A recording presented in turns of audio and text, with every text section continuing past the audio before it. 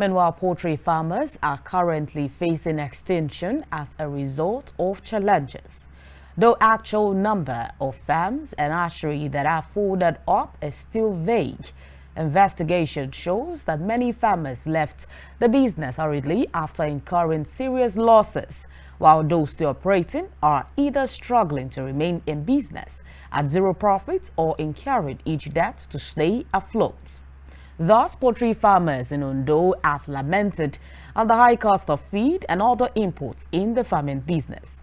They made this known during an interview session with our correspondent, Ebenezer Ajala. Take a listen. Poultry farming businesses in Nigeria is confronted with challenges ranging from high cost of feedings, increase in price of drugs and other necessities needed in catering for birds for commercialization. This in turn has resulted to the drastic surge in the price of poultry products in the market. Lamenting on the increase, a poultry farmer, Christian Kalu, decried the low profit return he gets from the business, stressing the expenses made are not as much as the capital put into the business. It's because the farmers, they don't have enough money to invest in the farming business.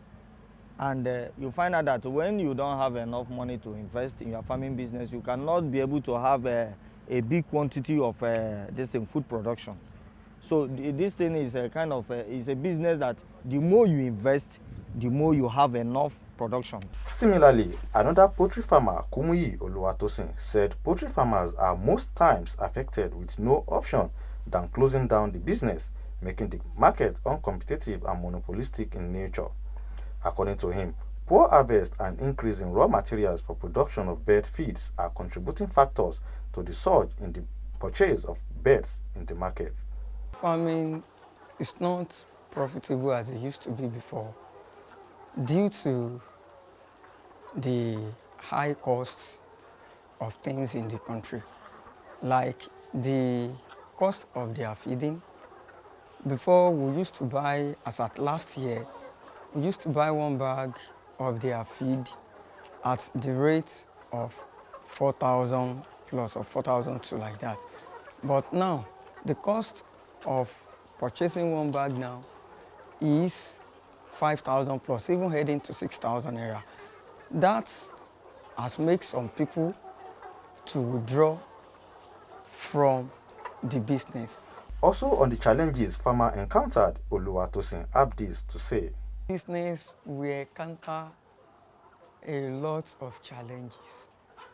At times, the feed, they need treatment because we usually treat our own every 2 months for Newcastle disease. And if you didn't give them that vaccine, this will affect their production, and even we will even have high mortality. That means the rates at which the bird will be dying, it will increase, and the cost of even purchasing those vaccines has also increased, like I've said earlier.